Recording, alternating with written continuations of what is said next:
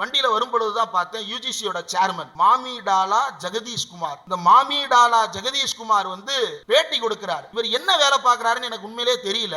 ஏன்னா யூடியூப்ல இன்னைக்கு தான் அவர் பேசுறதெல்லாம் எடுத்து பார்த்தேன். இவரோட முழு நேர வேலையை யூடியூப்ல வீடியோ கிரியேட் பண்றது, கண்டென்ட் கிரியேட் பண்றது, இன்டர்வியூ கொடுக்கிறது. இந்த வேலையை அவர் தொடர்ச்சியாக செய்து கொண்டிருக்கிறார். அதுல அவர் பேசுறாரு, teachers have to become content creators using digital technologies. பள்ளிக்கூட ஆசிரியர்கள், கல்லூரி ஆசிரியர்கள் எல்லாரும் யூடியூப்லயும் டிஜிட்டல் பிளாட்ஃபார்ம்ஸ்லயும் ரீல்ஸ் போடணும், டிக்டாக் போடணுமா? டிக்டாக் போடுறதா எங்க வேலை? வாத்தியாருங்க வேலை இதை வாத்தியாருங்க இதை வேலையா பார்க்கணுமா? நீ பாரு, உனக்கு வேலை இல்ல, சும்மா உட்கார்ந்து இருக்கிற, எழுதி கொடுக்கறத கையெழுத்து போட்டு அனுப்பி விடுவேன். வாத்தியார்களுக்கு வேலை இல்ல.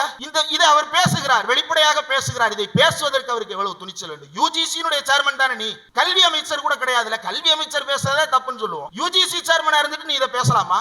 அடுத்ததா இன்னொன்னு, we have to teach in Indian languages or else they will become foreigners in our own country. மாணவர்களுக்கு தாய்மொழி வழியில், அதாவது தாய்மொழி வழின்னு அவர் சொல்லல, இந்திய மொழிகளில் பாடம் கற்பிக்க வேண்டுமா? இப்ப எந்த மொழியில கற்பிச்சுட்டு இருக்காங்க உங்க வாத்தியாருங்களா? மேண்ட்ரின்ல கற்பிக்கிறாங்களா? டாய்ஷ்ல கற்பிக்கிறாங்களா? எப்சனல்ல கற்பிக்கிறாங்களா? உங்க லாங்குவேஜ்ல தானே சொல்லி கொடுக்குறாங்க. சொல்லுங்க, மாணவர்கள் இருக்கீங்கல்ல, யார் லாங்குவேஜ்ல கத்து கொடுக்குறாங்க? உங்க லாங்குவேஜ்ல தானே கத்து கொடுக்குறாங்க. இந்திய மொழியில கத்து கொடுக்கணுமா அப்படின்னு அவர் பேசுறாரு. அர்த்தம் இல்லாம பேசுற மாதிரி தோணும். ஆனால் அவர்கள் ரொம்ப கரெக்டா பயன்படுத்தின வார்த்தை இந்தியன் லாங்குவேஜஸ். அது இன்னைக்கு ப்ளூரலா இருக்கும், நாளைக்கு சிங்குலரா மாறிடும், இந்தியன் லாங்குவேஜா மாறிடும். அது என்ன லாங்குவேஜ்? இதே யூஜிசி இந்தியன் நாலேஜ் சிஸ்டத்தை எல்லா பல்கலைக்கழகம் கல்லூரிகள்லையும் யூஜி பிஜி கோர்சஸ் என்னென்ன, ஜோசியம் பார்ப்பது எப்படி, இந்தியன் அஸ்ட்ரானமின்னு சொல்றாங்க. உன்னோட அஸ்ட்ரானமியில சூரிய மைய கொள்கையா நீ வச்சிருக்க, சூரியனை ஒரு கோள்னு நீ வச்சிருக்க, அதை இந்தியன் நாலேஜ் சிஸ்டம்னு சொல்லி கொடுக்கறனா உங்க எல்லாரையும் முட்டாப்பயல் ஆக்குறதுக்கான, நம்ம எல்லாரையும் முட்டாப்பயல் ஆக்குறதுக்கான வேலையை பார்க்கறாங்க. சூரியனை சுற்றி இருக்கிறது சூரிய குடும்பம், இது நவீன அறிவியல். இந்திய அறிவியல் என்ன?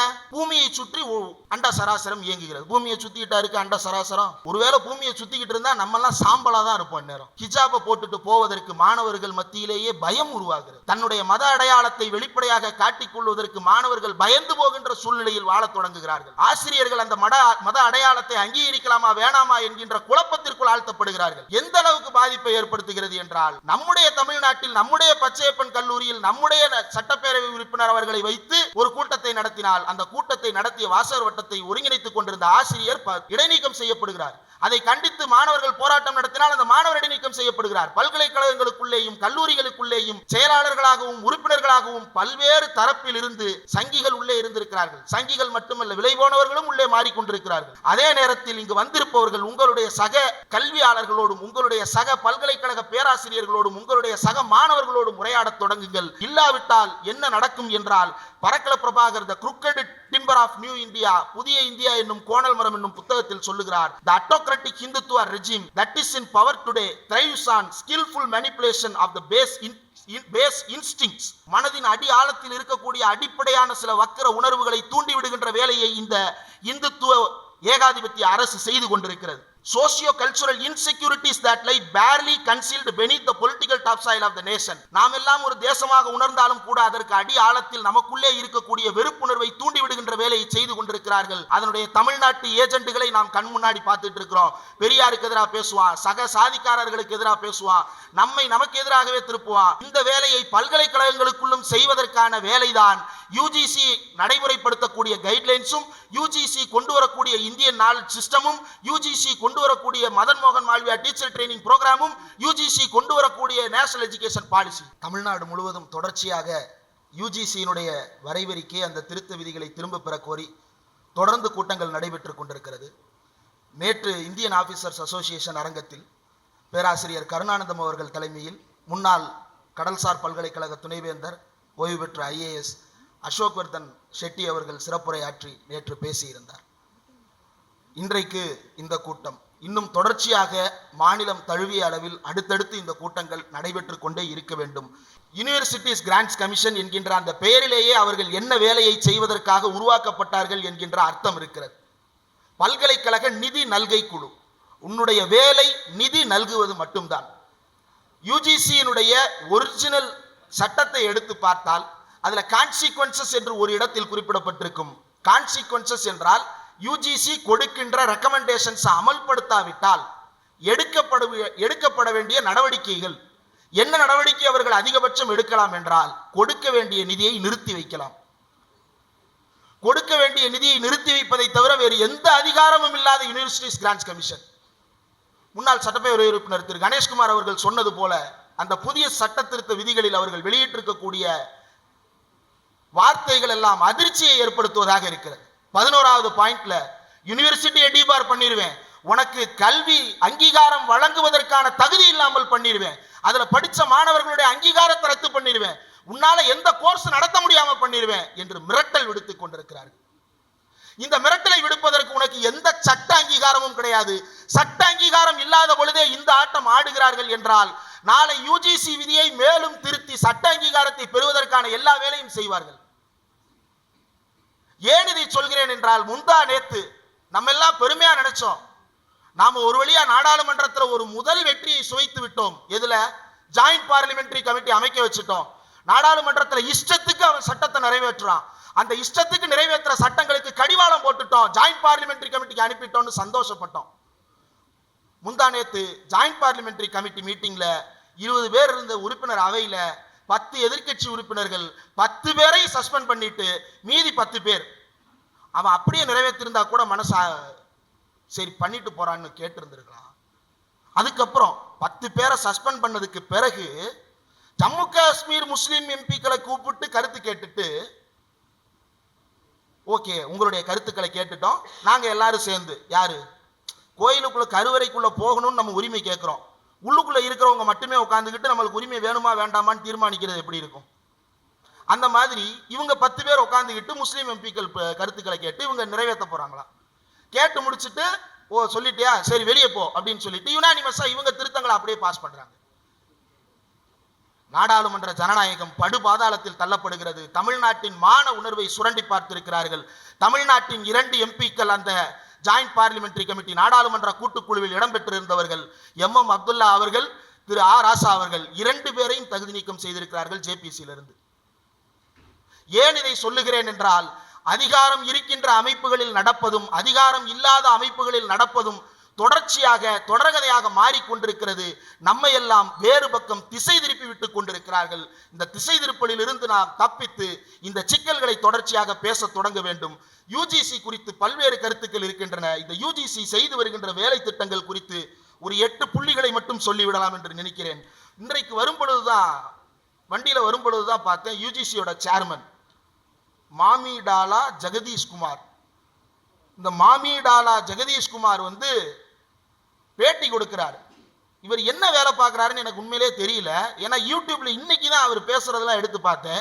இவரோட முழு நேர வேலையை யூடியூப்ல வீடியோ கிரியேட் பண்றது, கண்டென்ட் கிரியேட் பண்றது, இன்டர்வியூ கொடுக்கிறது. இந்த வேலையை அவர் தொடர்ச்சியாக செய்து கொண்டிருக்கிறார். அதுல அவர் பேசுறாரு, teachers have to become content creators using digital technologies.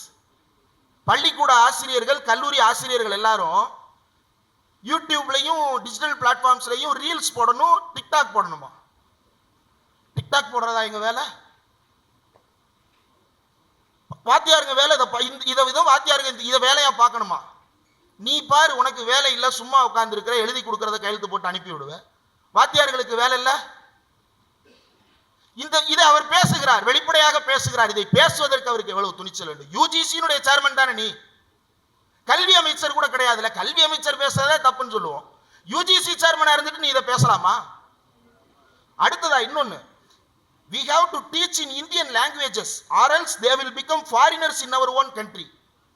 மாணவர்களுக்கு தாய்மொழி வழியில், அதாவது தாய்மொழி வழின்னு அவர் சொல்லல, இந்திய மொழிகளில் பாடம் கற்பிக்க வேண்டுமா? இப்ப எந்த மொழியில கற்பிச்சுக்கிட்டு இருக்கிறாங்க உங்க வாத்தியாருங்களா? மேண்ட்ரின்ல கற்பிக்கிறாங்களா? டாய்ஷ்ல கற்பிக்கிறாங்களா? எப்சனல்ல கற்பிக்கிறாங்களா? உங்க லாங்குவேஜ்ல தானே சொல்லி கொடுக்குறாங்க. சொல்லுங்க, மாணவர்கள் இருக்கீங்கல்ல, யார் லாங்குவேஜ்ல கத்தி கொடுக்குறாங்க? உங்க லாங்குவேஜ்ல தானே கற்றுக் கொடுக்குறாங்க. இந்திய மொழியில கற்றுக் கொடுக்கணுமா அப்படின்னு அவர் பேசுறாரு. அர்த்தம் இல்லாம பேசுற மாதிரி தோணும். ஆனால் அவர்கள் ரொம்ப கரெக்டா பயன்படுத்தின வார்த்தை இந்தியன் லாங்குவேஜஸ். அது இன்னைக்கு புளூரலா இருக்கும், நாளைக்கு சிங்குலரா மாறிடும், இந்தியன் லாங்குவேஜா மாறிடும். அது என்ன லாங்குவேஜ்? Indian knowledge system. அடுத்ததா இந்த இந்தியன் நாலேஜ் சிஸ்டம் அப்படின்றது என்னன்னா, இதே யுஜிசி இந்தியன் நாலேஜ் சிஸ்டத்தை எல்லா பல்கலைக்கழகம் கல்லூரிகள்லையும் யூஜி பிஜி கோர்சஸ் என்னென்ன, ஜோசியம் பார்ப்பது எப்படி,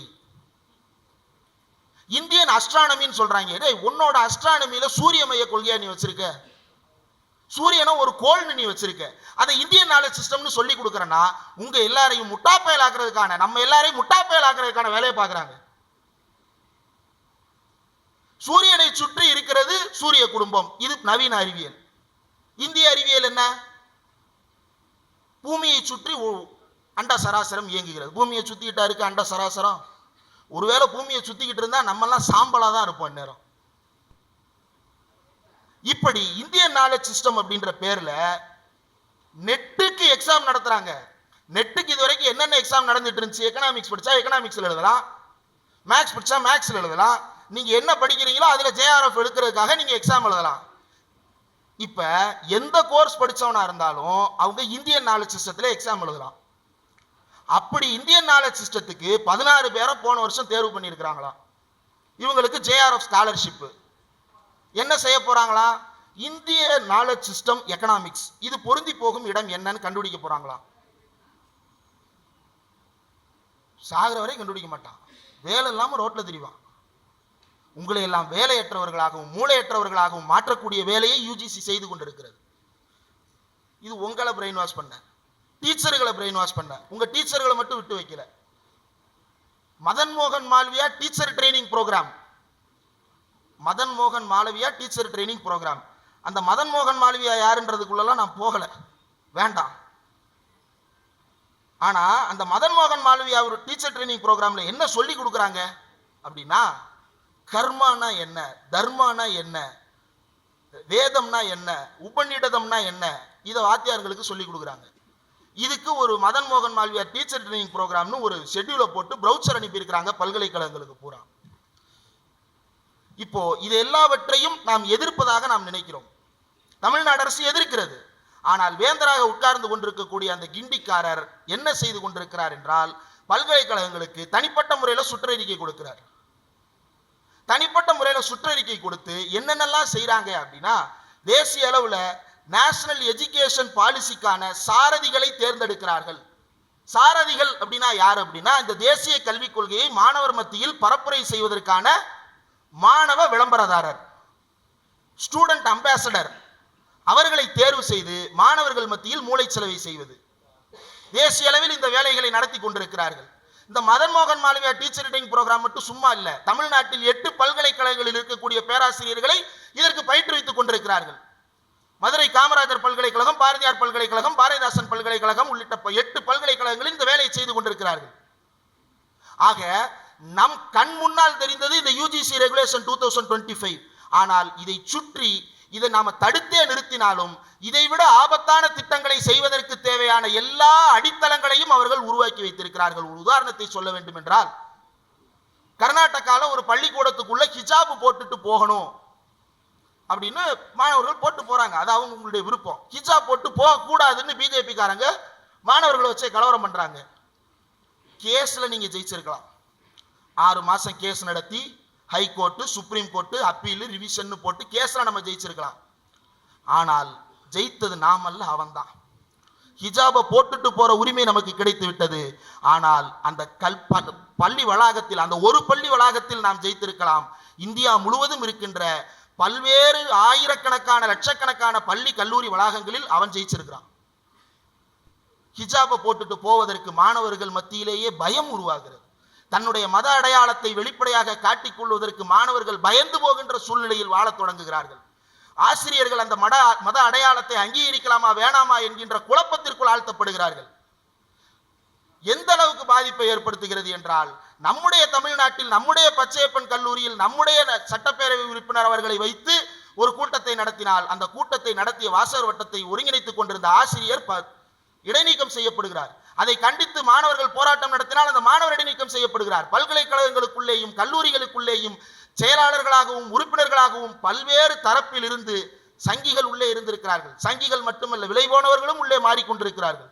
இப்படியான ஒரு ஆபத்தான ஒரு சூழ்நிலையில் தான் இந்த யூஜிசி டிராஃப்ட் கைட்லைன்ஸ் நம் கைகளுக்கு வந்து சேர்ந்திருக்கிறது. இந்த யூஜிசி டிராஃப்ட் கைட்லைன்ஸை நாம் எதிர்த்தாக வேண்டியது இது தமிழ்நாட்டினுடைய போராட்டம் மட்டுமல்ல. தமிழ்நாட்டின் உரிமைகள் எல்லாம் விடுங்க, மாணவர்களுடைய கல்வி உரிமைக்கான போராட்டமாக இதை முதலில் நாம் அங்கீகரித்து பேச தொடங்க வேண்டும். மாணவர்களுடைய கல்வி உரிமை, பெற்றோர்களினுடைய மாணவர்களை படிக்க வைக்கின்ற வேலை என்று எல்லாவற்றிலும் இவர்கள் தலையீடு செய்வார்கள். 280 பல்கலைக்கழகங்கள்ல இன்னைக்கு வந்து கியூட்ன்ற எக்ஸாம் வச்சுட்டு entrance exam common university eligibility test நடத்திட்டு இருக்கிறான். இனி மற்றவங்க எல்லாம் சேரணுமா, சேர்ந்து அந்த எக்ஸாம் எழுதிதான் பாஸ் ஆகணுமா? 12ஆம் கிளாஸுக்கும் காலேஜுக்கும் சம்பந்தம் இல்லாத ஒரு நிலையை உருவாக்கி இருக்கிறார்கள். இது எல்லாம் பின்னணியில் நடந்து கொண்டிருக்கிறது. இந்த பின்னணியில் வந்து சேருகின்ற சட்ட அங்கீகாரம் தான் இந்த கைட்லைன்ஸ். இந்த கைட்லைன்ஸை தான் நாம் இப்போது எதிர்த்து கொண்டிருக்கிறோம். இந்த கைட்லைன்ஸ் எந்த அளவுக்கு திரும்ப பெற வேண்டியதோ அதே நேரத்தில் நாம் அனைவரும் கண்காணிப்புணர்வோடு இருக்க வேண்டிய ஒரு கால சூழலில் வாழ்ந்து கொண்டிருக்கிறோம். நிறைவாக ஒரு விஷயத்தை மட்டும் சொல்லிக் கொள்ளுகிறேன். இவ்வளவு வேலை யூஜிசி ஏன் செய்யற? பல்கலைக்கழகங்களை தகுதியுள்ள அல்லது தரமான நிறுவனங்களாக உருவாக்குவதற்காக செய்கிறோம். ரைட். அவ்வளவு தரமான பல்கலைக்கழகங்களை உருவாக்கி இருந்தால் நமக்கு என்ன கிடைச்சிருக்கும்? நல்ல கல்வி, அதன் மூலமாக நல்ல வேலை வாய்ப்பு கிடைச்சிருக்கணும்ல. போன வருஷம் வெளியான லேபர் ஆர்கனைசேஷனுடைய ரிப்போர்ட்ல இந்தியர்கள் பெரும்பாலானவர்கள் அன்ஆர்கனைஸ்டு செக்டார்ல தினக்கூலிகளாக வேலைக்கு போய் கொண்டிருக்கிறார்கள் என்பது வெளிப்படையாக தெரியக்கூட உண்மையாக மாறி இருக்கிறது. அதற்கு காரணம் என்ன? ஆனாலும் ஒன்றிய அரசு தொடர்ச்சியாக திட்டங்களை அறிவித்துக் கொண்டே இருக்கிறது. என்னென்ன திட்டங்கள்லாம் அறிவிக்கிறாங்க? போன பட்ஜெட்ல திட்டங்கள் அறிவித்திருக்கிறார்கள் ஒன்றிய அரசு. ஸ்கில் டெவலப்மெண்ட் என்ற பேர்ல 1000 இண்டஸ்ட்ரியல் ட்ரைனிங் இன்ஸ்டிடியூட்டை உருவாக்கி 20 லட்சம் இளைஞர்களுக்கு பயிற்சி. ஓ சூப்பர், புதுமையான திட்டமா? கிடையாது. 2018 இன்போசிஸ் 72 மணி நேரம் நாராயணமூர்த்தியோட சேர்ந்து 200 நிறுவனங்கள்ல மாணவர்களுக்கு பயிற்சி அளிக்கிறார். 2018 ஸ்கீம் போட்டான், காசை ஒதுக்குனா. என்னாச்சு? பிம்பிளிக்கு பிலாப்பி. சரி, 2018 அது புதுசா கிடையாது, 2015 அதை பண்ணிட்டோம். 25% பள்ளி கல்லூரிகளில் மாணவர்களுக்கு திறன் வளர்ச்சி. இப்ப இது எதுவுமே நடக்காது. என்ன நம்மளுக்கு கொடுப்பான்? விஸ்வகர்மா, போய் பானை செய், கூட செய், பூக்கட்டு என்று நாம் எதிலிருந்து மீண்டு வந்தோமோ அந்த வேலைகளுக்குள்ளேயே தள்ளுகின்ற ஒரு வேலையை செய்து கொண்டிருக்கிறார்கள். இதை ஒரு பல்கலைக்கழகம் எதிர்த்தால் அந்த பல்கலைக்கழகத்துக்கான அங்கீகாரத்தை ரத்து செய்வேன் என்று சொல்லுகிறார்கள். உலக அளவில் எந்த பல்கலைக்கழகத்திலும் இப்படியான ஒரு சூழல் கிடையாது. இந்திய பல்கலைக்கழகங்களை மட்டுமே சூழ்ந்த பெரும் கேடாகவும் சாபமாகவும் யூஜிசி நம்மை பிடித்து வாட்டி வதைத்துக் கொண்டிருக்கிறது. இந்த வாட்டி வதைக்கின்ற சூழ்நிலையிலிருந்து விடுபடுவதற்கு தமிழ்நாடு அரசு முன்னத்தி ஏறாக இந்த திட்டத்தை எதிர்த்து இந்த யூஜிசியினுடைய வரைவறிக்கையை திரும்ப பெற சொல்லி தமிழ்நாடு அரசு வலியுறுத்தி இருக்கிறது. அடுத்த கட்டமாக தமிழ்நாடு தழுவிய அளவில் மட்டுமல்ல, தேசிய அளவிலும் போராட்டங்களை முன்னெடுப்பதாக அறிவித்திருக்கிறது. இந்த அறிவிப்புக்கும் இந்த முன்னெடுப்புக்கும் நம்மாலான அனைத்து ஆதரவுகளையும் நாம் தர வேண்டும். அதே நேரத்தில் இங்கு வந்திருப்பவர்கள் உங்களுடைய சக கல்வியாளர்களோடும் உங்களுடைய சக பல்கலைக்கழக பேராசிரியர்களோடும் உங்களுடைய சக மாணவர்களோடும் உரையாடத் தொடங்குங்கள். இல்லாவிட்டால் என்ன நடக்கும் என்றால், பரக்கல பிரபாகர் த crooked timber of new India, புதிய இந்தியா என்னும் கோணல் மரம் என்னும் புத்தகத்தில் சொல்லுகிறார், the autocratic Hindutva regime that is in power today thrives on skillful manipulation of the base instincts. மனதின் அடி ஆழத்தில் இருக்கக்கூடிய அடிப்படையான சில வக்கர உணர்வுகளை தூண்டி விடுகின்ற வேலையை இந்த இந்துத்துவ ஏகாதிபத்திய அரசு செய்து கொண்டிருக்கிறது. Socio cultural insecurities that lie barely concealed beneath the political topsoil of the nation. நாம் எல்லாம் ஒரு தேசமாக உணர்ந்தாலும் கூட அதற்கு அடி ஆழத்தில் நமக்குள்ளே இருக்கக்கூடிய வெறுப்புணர்வை தூண்டி விடுகின்ற வேலையை செய்து கொண்டிருக்கிறார்கள். அதனுடைய தமிழ்நாட்டு ஏஜென்ட்டுகளை நாம் கண் முன்னாடி பார்த்துட்டு இருக்கிறோம். பெரியாருக்கு எதிராக பேசுவான், சக சாதிக்காரர்களுக்கு எதிராக பேசுவான், நமக்கு எதிராகவே திருப்புவான். இந்த வேலையை பல்கலைக்கழகங்களுக்குள்ளும் செய்வதற்கான வேலைதான் யூஜிசி நடைமுறைப்படுத்தக்கூடிய கைட்லைன்ஸும், யூஜிசி கொண்டு வரக்கூடிய இந்தியன் நாலேஜ் சிஸ்டமும், யூஜிசி கொண்டு வரக்கூடிய மதன் மோகன் மால்வியா டீச்சர் ட்ரைனிங் ப்ரோக்ராமும், யூஜிசி கொண்டு வரக்கூடிய நேஷனல் எஜுகேஷன் பாலிசி. எல்லாவற்றையும் தாண்டி நிறைவாக ஒன்றை மட்டும் சுட்டிக்காட்ட விரும்புகிறேன். யூஜிசி கைட்லைன்ஸை நாம் எதிர்க்கிறோம். அந்த நேரத்தில் நாம் மறந்துவிடக் கூடாத ஒரு அடிப்படையான உண்மை ஒன்று இருக்கிறது. யூஜிசியினுடைய சட்டத்தில் அடிப்படை கொள்கைகள் என்று அவற்றில் சந்தேகம் வரும் பொழுது என்ன செய்ய வேண்டும் என்பது பற்றியும் திருத்தம் இல்ல, ஒரிஜினல் ஆக்ட்லயே கொண்டு வரப்பட்டிருக்கிறது. என்ன கொண்டு வரப்பட்டிருக்கிறது என்றால், யூஜிசிக்கு பாலிசி லெவல்ல ஏதாவது சந்தேகம் வந்தா ஒன்றிய அரசு என்ன முடிவு எடுக்கிறதோ அந்த முடிவை யுஜிசி பின்பற்ற வேண்டும் என்பது யுஜிசியினுடைய விதியாக வைக்கப்பட்டிருக்கிறது. அந்த விதி திருத்தப்பட வேண்டும். யுஜிசி வெறும் வழிகாட்டுதலை மட்டும்தான் வழங்க வேண்டும். அந்த வழிகாட்டுதலை அமல்படுத்த சொல்லியும் அந்த வழிகாட்டுதலை அமல்படுத்துகிறோமா இல்லையா என்பது குறித்த கண்காணிப்பு அதிகாரத்தையும் அவர்களிடமிருந்து பிடுங்கினால் ஒழிய நாம் இதற்கான தீர்வை காணவே முடியாது. பல்கலைக்கழகங்களை கண்காணிக்க வேண்டிய அதிகாரம் மாநில அரசிடம் இருக்க வேண்டும். அந்த மாநில அரசிடம் இருக்க வேண்டும் என்பதைத்தான் அரசியலமைப்பு சட்டமும் சொல்லுகிறது. தோழர் மத்தூர் சத்யாவும் நானும் பேசிய ஒரு நேர்காணல் ஞாயிற்றுக்கிழமை பேரணியில் போட்டோம். அதில் அவர் பேசியிருக்கிறார். Justice AK. ராஜன் நீட்டுக்கு எதிராக கொடுத்த அறிக்கையில் தெளிவாக சுட்டிக்காட்டி இருக்கிறார். ஒன்றிய அரசு எந்தெந்த நிறுவனங்களை எல்லாம் ஒருங்கிணைக்கலாம், மேற்பார்வை செய்யலாம் என்பதில் யூனியன் லிஸ்ட்ல எக்ஸ்க்ளூடிங் யூனிவர்சிட்டிஸ் என்று இருக்கிறது. மாநில பட்டியல்ல தான் இன்க்ளூடிங் யூனிவர்சிட்டிஸ் இருக்கு. ஒரு பல்கலைக்கழகத்தை நிர்மாணிக்க அதிகாரமே இல்லாத உனக்கு ரெகுலேஷன்ஸ் கொடுக்கின்ற அதிகாரம் எதற்கு என்ற கேள்வியை முன்வைத்து இந்த கருத்தரங்கிற்கு வந்திருக்கின்ற அனைவரிடமும் யுஜிசி குறித்தான இந்த விழிப்புணர்வை ஏற்படுத்துகின்ற வாய்ப்பை கொடுத்த தோழர் புன்னகை ஆசிரியர் திருஞானம் அவர்களுக்கும் நன்றியை தெரிவித்துக் கொண்டு விடைபெறுகிறேன். நன்றி.